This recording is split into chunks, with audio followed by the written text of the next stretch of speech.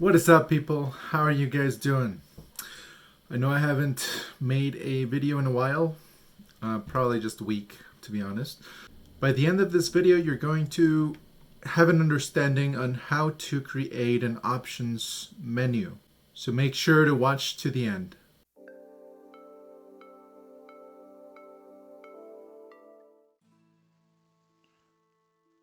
Okay, dokie. So let's get started. Let me just move myself a little bit so I can see the screen.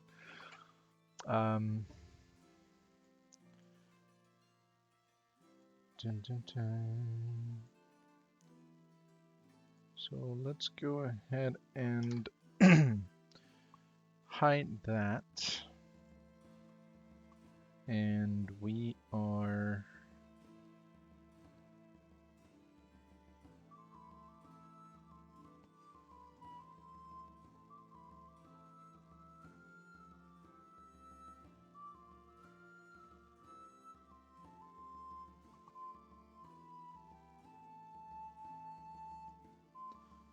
okay. So we're going to be working on the options screen, and the the only thing that we're going to be doing um, in this screen is going to be messing with the audio, and I think that would be it probably. We'll see. So we'll leave the title there, and this image is actually gonna be converted into just a panel. And what's gonna go inside of this panel is just gonna be the actual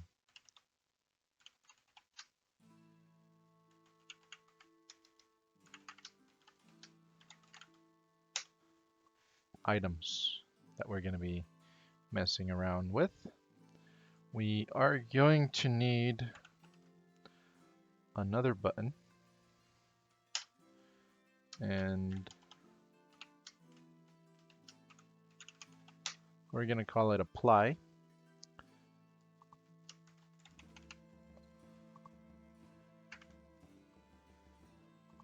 And we're going to swap these. This guy's going to go up there. And I'm going to copy this one more time and just call this spacer.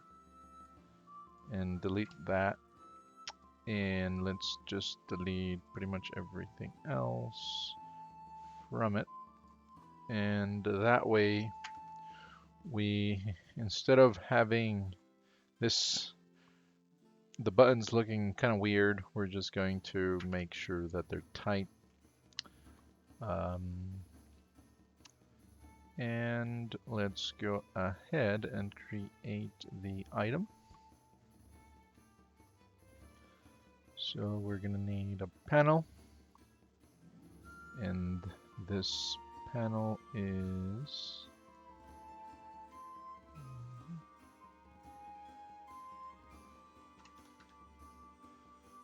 do 100 for now and see how that looks like. We're gonna call this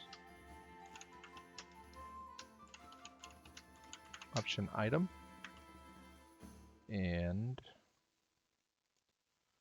let's see, we are going to have a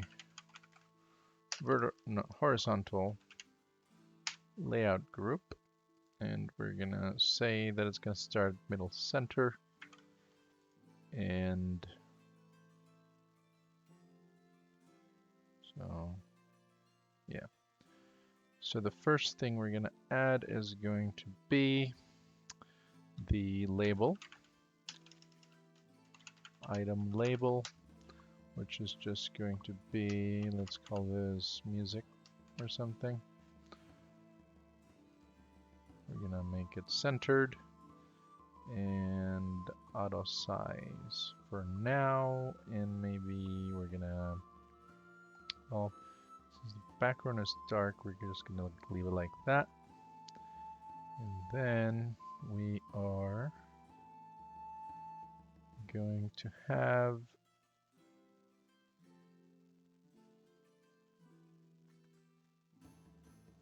slider,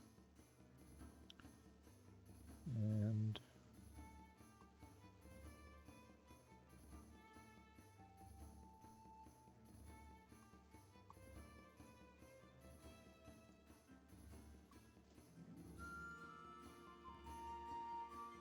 so we're gonna make this maybe, I don't know,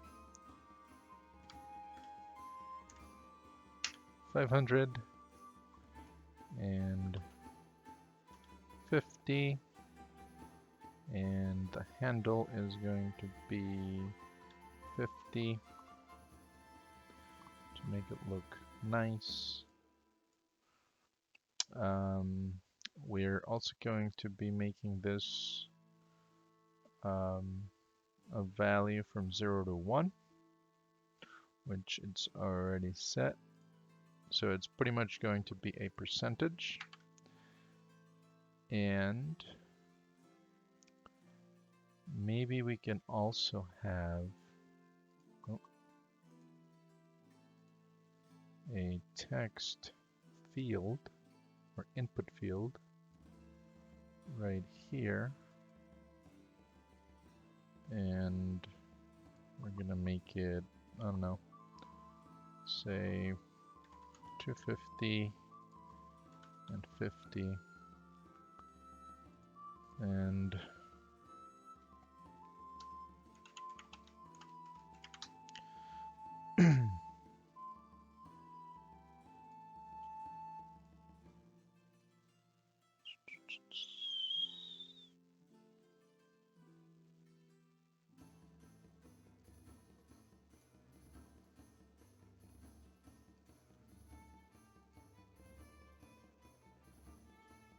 actually, let's do that. And auto size, let's see. Can I see it now? Can't see it apparently, but we're gonna do the same thing here. And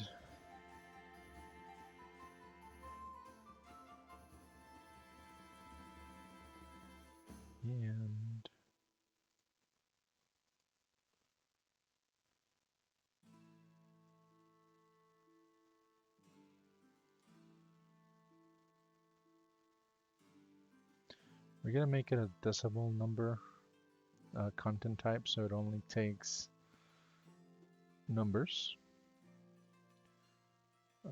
And that should be it for it. We can change this to just say, I don't know, 0 for now.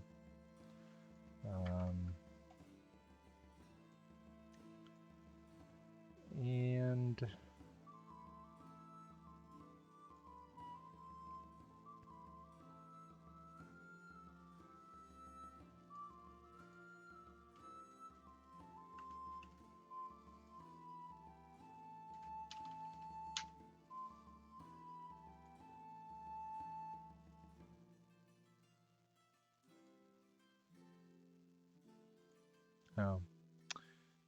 this should have a vertical layout group, and we're gonna say it's the upper center, and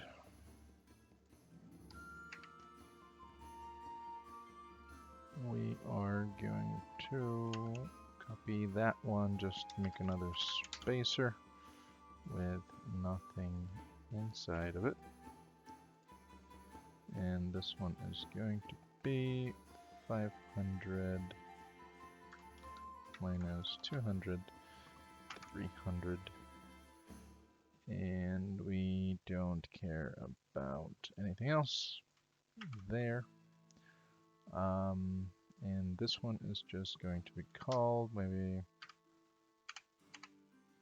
sound effects or something like that. And everything should stay the same. And now we just have to go here and open up the script.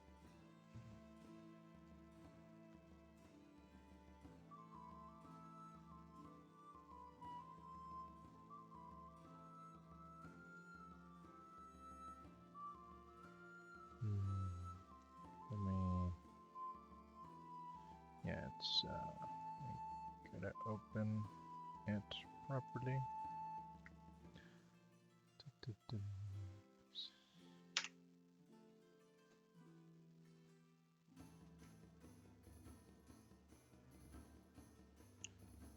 And then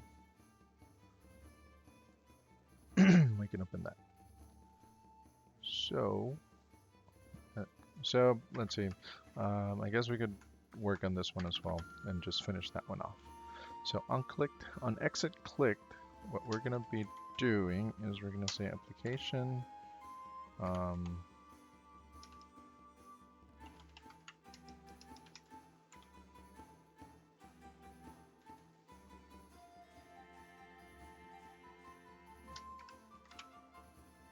Quit.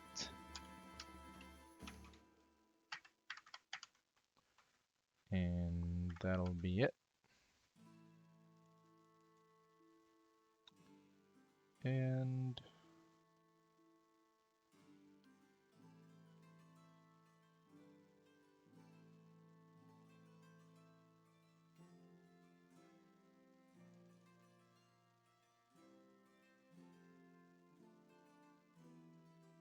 okay, so we need to create several functions.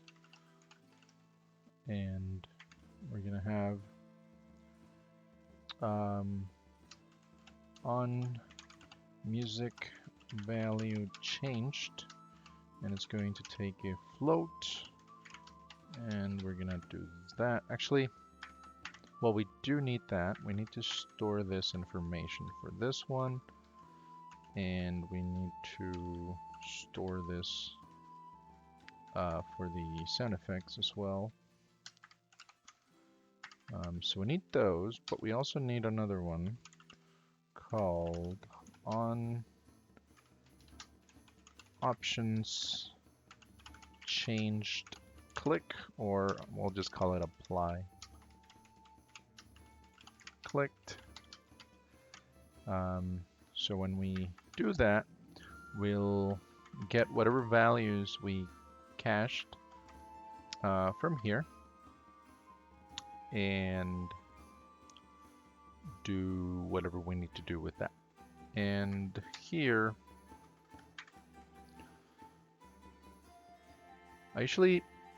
when I create items, I usually like to create a script for them. So let's do that. So that everything is consolidated into their own objects. So let's create a new C# script, and we're gonna call it option item, and we'll reload everything and reopen that. And so this thing is going to have, first we need, UI here, and we need to get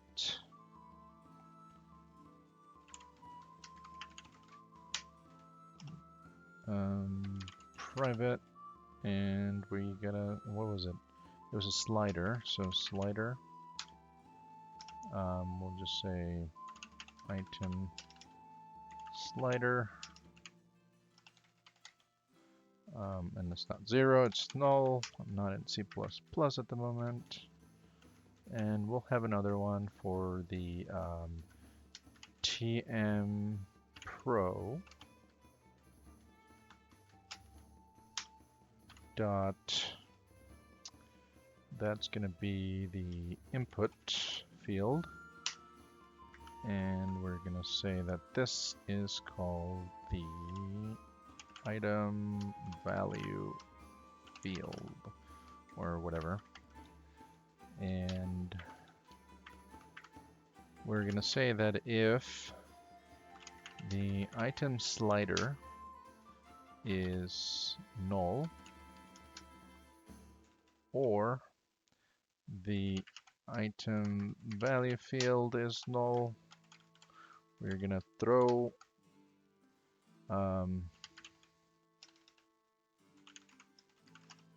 or was it new? No, let's throw first. Throw new exception. And what kind of exception do we want? Let's say system dot exception. We'll call it argument null exception. No.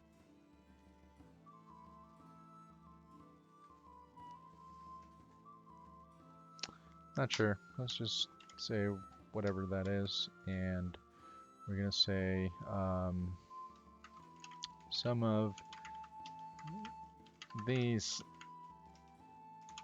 items are not set up properly. Please fix this issue, or whatever. And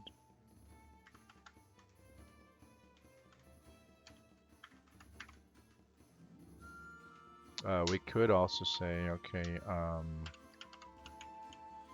destroy me in like 3 seconds. T is the time, is it? I think it is in seconds. Let's give it 5 seconds.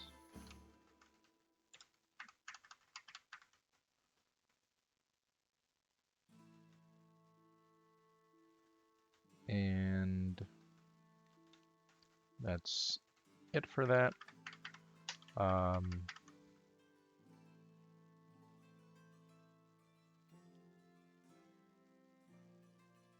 And actually, we could do this, since we are going to have this class. Each class could just keep track of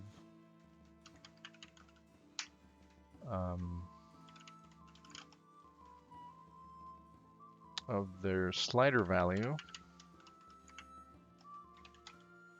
and of their, I don't know, input value. This is the cached one, so we'll do that. And that means that these are gonna, well, actually, it's just on value change now. So these are gonna actually go here. So we'll just say on slider value changed.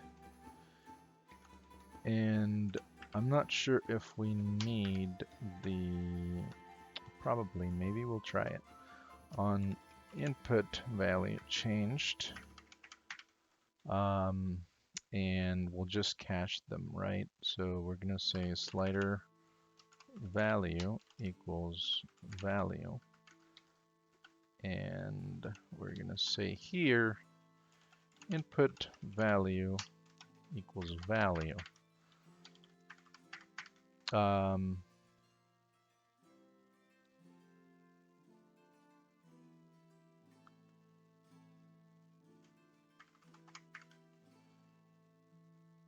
And then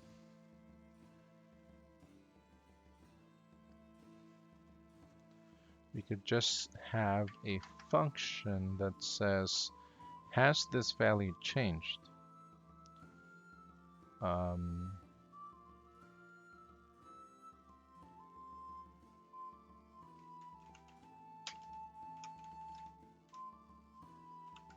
Has value changed?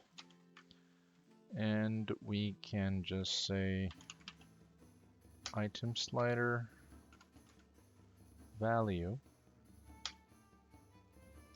We're going to, so if the current value of the slider, no.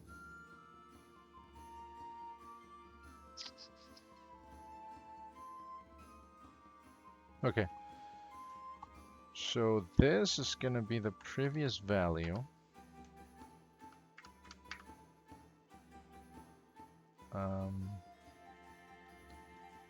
We may not need these events.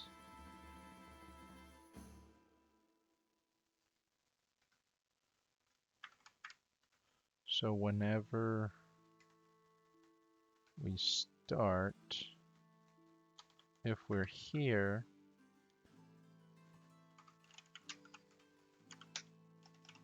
we're just gonna get the item slider value from it in the input value from the input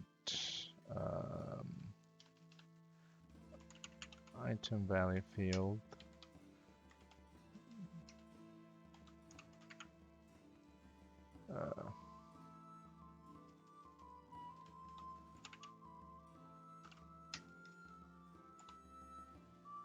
What is it called?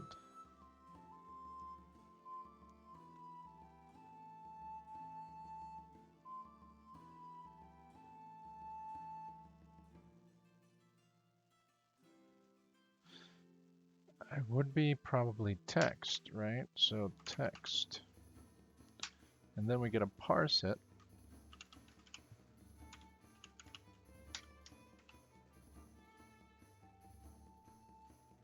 Let's just do parse.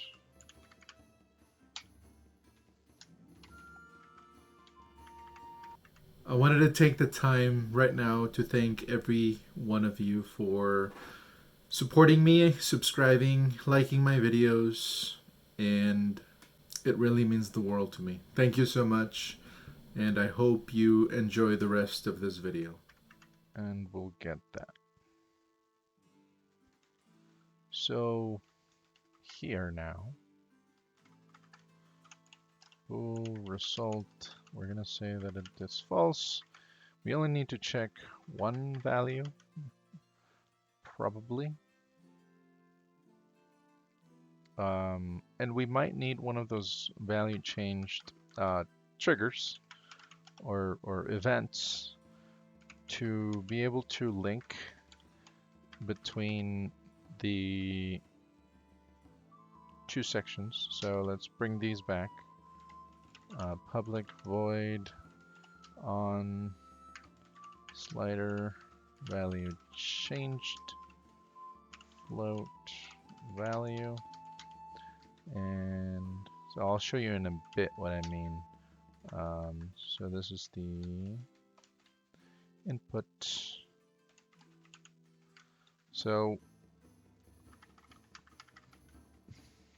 whenever I move that slider, I want the box that contains the numbers to also change.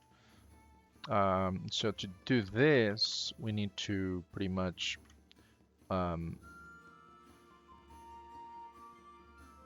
we need to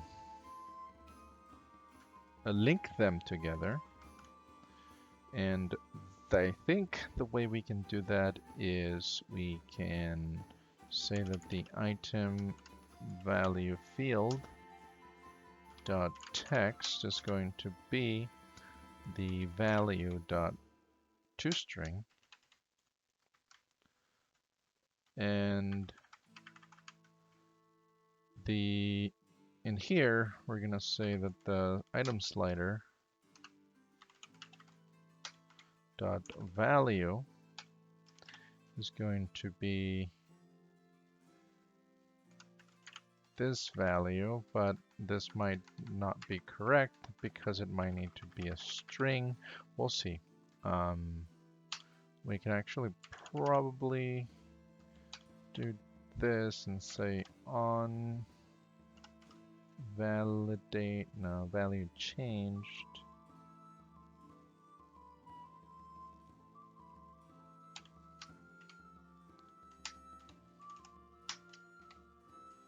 Yeah, it's a string for this one. So string value, and we're just gonna say float parse and do that. And we only want to do that if they're not the same. So if this value is not the item value field dot text,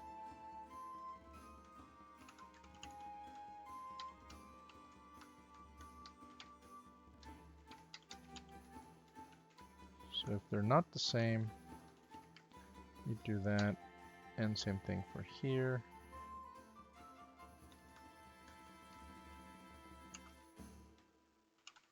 Float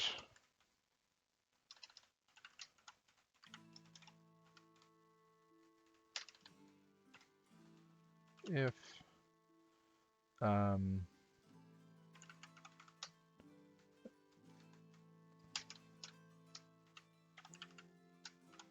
new value is not the same as the value in here,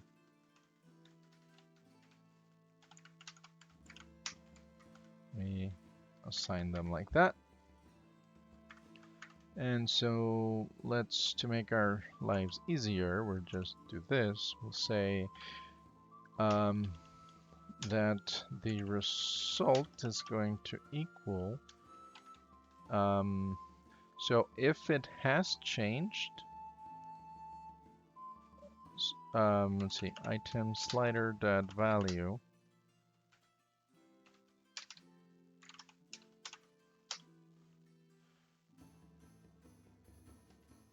if they're not the same,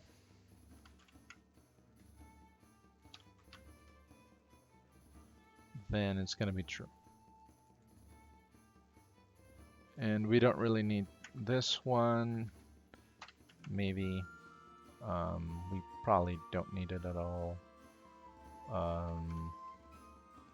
We just need the float. So then we just want to get that new value. So public float get value, and we're just going to return the item slider value.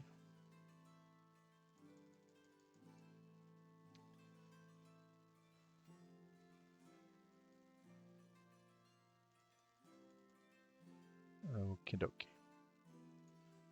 So I think that's everything that needs to happen there. Now we do need to keep track of them here. So let's go here and do option item. We'll say that this is the music option item, and that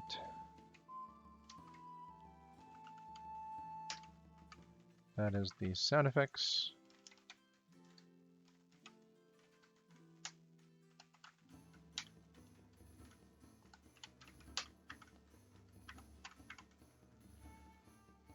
And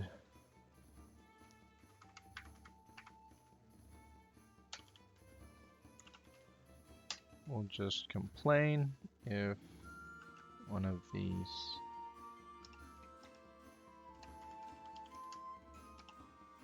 is null.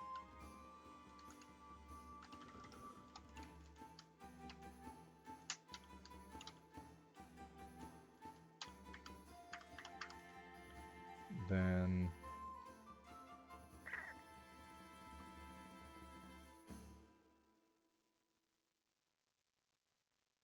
I don't know, we'll do something.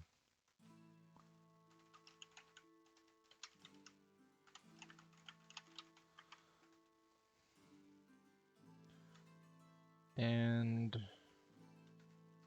we don't need these. So whenever we apply, we want to get these things. So we'll get this guy. And we'll say, okay, has the value changed?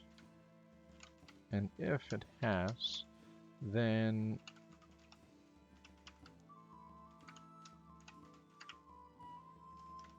we're gonna get the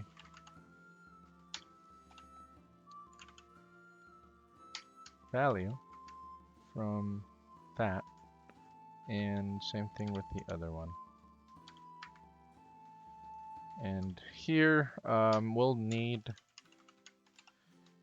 make system to take in this value to change the volume on the game.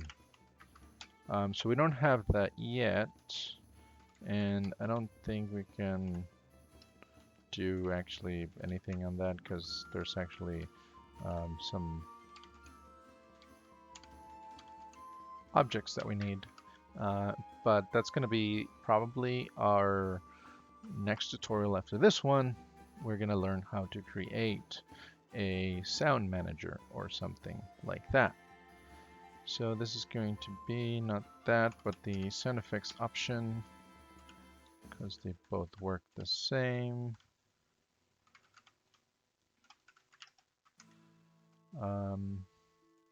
And for now, we could just say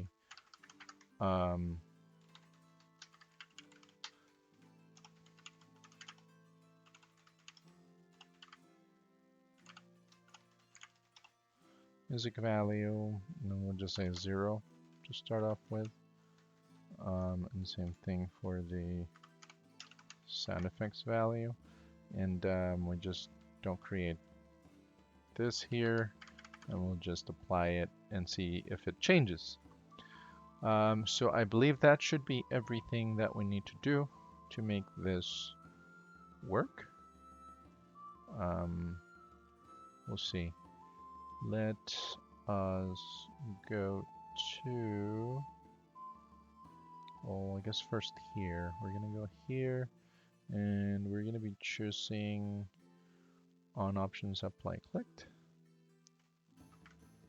And we're gonna go in here and go into our main menu script, and we're gonna drag in these options to where they need to be.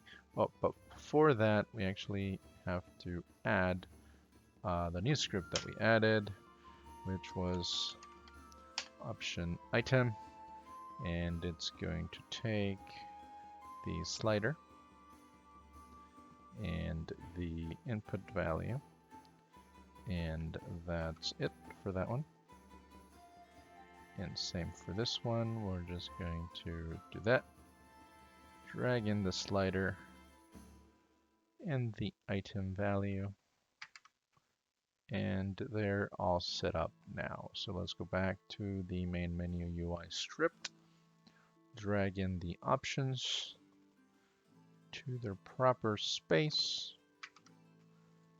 and I believe that is everything that we need to do. We are going to test it out now. So make sure that your background thing is selected so we can see the values. Let's go into options, and let's just drag in this number.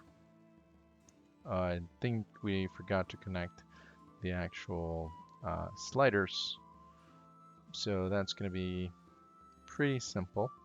So we're going to go into here, and where we see this thing on value changed single, we're going to open that, and we're going to add in our script object, and we're going to go to our script, and we're going to say on slider value changed.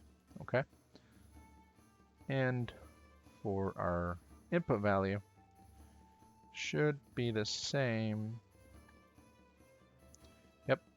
So we've got all this. So on value changed. Drag in the options and let's go into on input value change this time. And that one is already, it's all set up. So let's go back to this one, to the next one. Let's go to the slider and on value change single, we're going to drag in our option item object, go into the functions and go into our script for option item and go to dynamic float on slider value changed. Select that and that is ready to go. Let's go into the input field, click on the plus on the on value changed, select our object, put it on the object, placer thingy, go to the object option item and select on input value changed on dynamic string. Okay, so they're all set up properly now this time. Let's hit play. Let's go to options and let's see what happens here. Okay, so invalid format, double. Ah, that's a double. Okay, so we gotta do a little bit of tweaking here. Let's go into our option item, and instead of parsing a float, we're gonna parse a double and cast it to a float wherever we see parse. So we can actually just copy that. Actually, just that front part, not the whole thing. Paste that. It'll parse it now, probably, hopefully. And is that the only one? I think it's the only one. Alright, so let's go back. Compile. Hit that play button. Go to the options. And still not doing what it's supposed to do. Okay.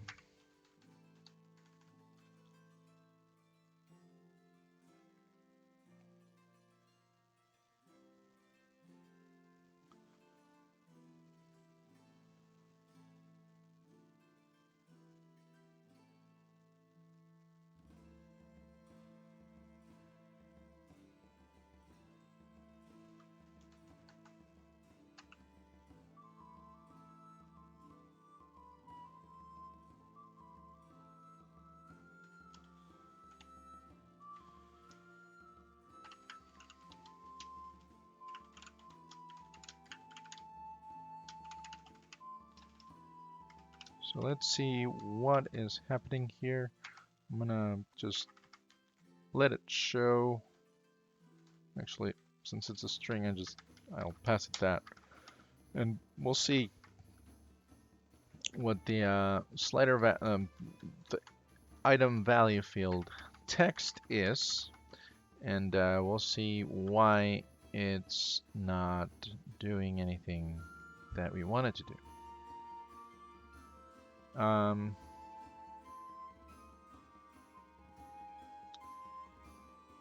Decimal number.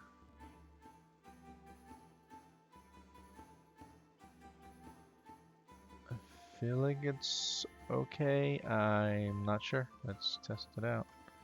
Let's see what it says. So we'll move it.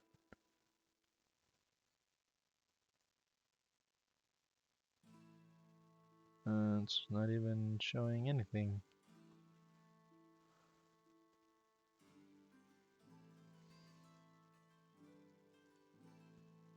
So probably what is happening is that it's empty, right? So when it tries to parse it, it's saying, hey, I'm reading an empty string. There's no numerical value here. What are you doing? So we are going to initialize it.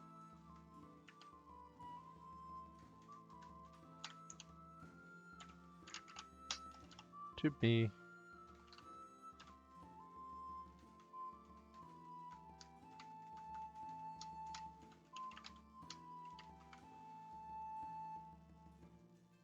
That. And it's probably not going to be an F because it's a, you know, a D. So I think that's what it was. Yeah, that's pretty much it. So there we go. There we have it. We can now move these around and we can see that it changes the value within that field.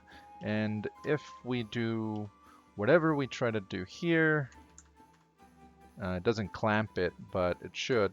At some point, we'll probably do that. So as we can see, we can actually do stuff. Now, we probably have to do some guards against invalid data. So if we ever encounter that it is an empty string, we can always automatically assign it a 0 like we did earlier, but it's working. Okay, so now let's see if our apply changes is working.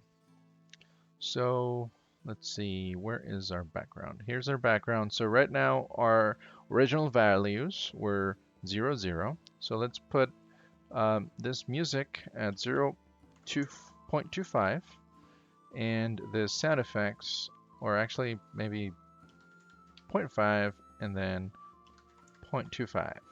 And let's hit apply. Okay, and we can see that these values just changed. We actually got the correct data. So that is pretty much it. That's how you make a options menu. Now we just have to make the receiving part of that system to actually change and create objects that can output sound.